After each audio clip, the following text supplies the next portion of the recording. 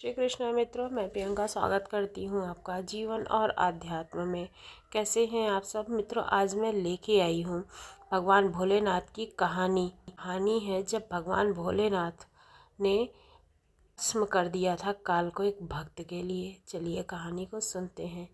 एक दिन जब राजा श्वेतकेतु का जीवन काल समाप्त होने को ही था और वह भोलेनाथ की आराधना में लीन थे, तब चित्रगुप्त ने यमराज से कहा कि राजा श्वेतकेतु की आयु अब पूरी हो चुकी है, अब उनके प्राण हरने का समय आ गया है। तब यमराज ने अपने दूतों को आज्ञा दी कि वे जाएं और श्वेतकेतु के प्राण हर लाएं। यमदूत राजा श्वेतकेतु के पास पहुँचे तो वह शिव मंदिर में थे। दूत बाहर ही खड़े हो गए। श्वेतकेतु गहरे ध्यान में थे।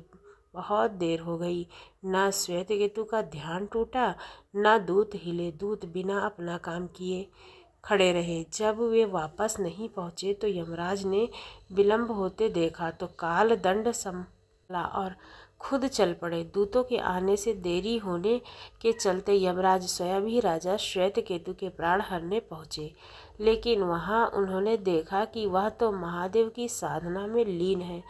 अब तो वह सोच में पड़ गए कि इनके प्राण कैसे हरे जाएं। उन्होंने सोचा कि यह अभी पूरी तरह से शिव पूजा में डूबा है, इस स्थिति में शिव पूजा का उल्लंघन नहीं किया जा सकता है। तब वह भी बाहर ही खड़े हो गए।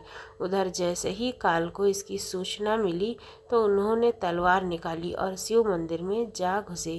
काल ने देखा कि राजा श्वेतकेतु अभी भी भगवान शिव के लिंग के रूप में सामने बैठे ध्यान मग्न है। वह झटपट आगे बढ़ा और जैसे ही उसने राजा श्वेतकेतु का सिर काटने के लिए तलवार उठाई, शिव ने उसका तीसरा नेत्र खोल करके काल की ओर देखा। भोलेनाथ का तीसरा नेत्र खुलते ही काल वहीं राजा श्वेतकेतु के सामने जल करके भस्म हो गया। लेकिन थोड़ी ही देर बाद जब राजा श्वेतकेतु का ध्यान टूटा तो उन्होंने अपनी आंखें खोली तो राख में बदल चुके काल को देखा। उन्हें चिंता हुई कि यह कौन है और यहाँ क्या कर रहा है।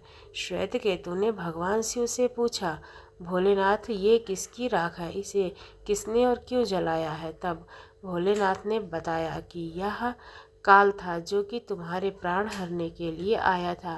राजा श्वेतकेतु ने कहा कि ये महाकाल, यह तो आपकी ही आज्ञा से तीनों लोकों में विचरता है, लोक को नियंत्रण में रखता है। इसी के भय से तो लोग पुण्य कार्य करते हैं। आप इन्हें अति शीघ्र जीवन दान दे दे। शिव जी की कृपा से काल जी से उठ गए। उसने उठते ही श्वेतकेतु को अपने गले से लगा करके बोला कि राजा, तुम जैसे तीनों लोगों में कोई नहीं है। जिस तरह से तुम धर्मात्मा पुण्यात्मा हो, उस तरह की आत्मा तो तीनों लोगों में कहीं भी विराजमान नहीं है। तुमने तो अजेय काल को भी जीत लिया है।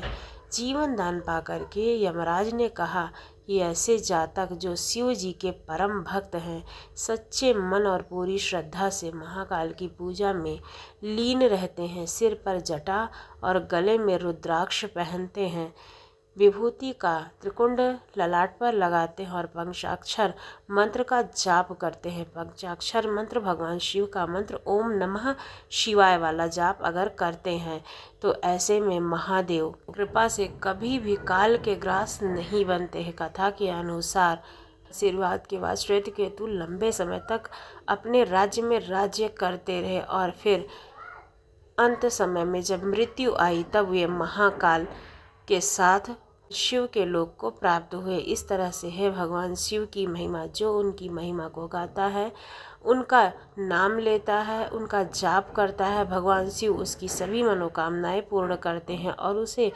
उनके ही लोक में स्थान प्राप्त होता है। कभी भी अकाल मृत्यु नहीं आती है। आपको ये कहानी कैसी लगी ज़रूर बताइएगा। अगर अच्छी लगी हो तो हमारे चैनल को सब्सक्राइब करना ना भूलिएगा। इसी तरह की धार्मिक और जीवन की कहानियों के साथ मैं आपको मिलती रहूँ।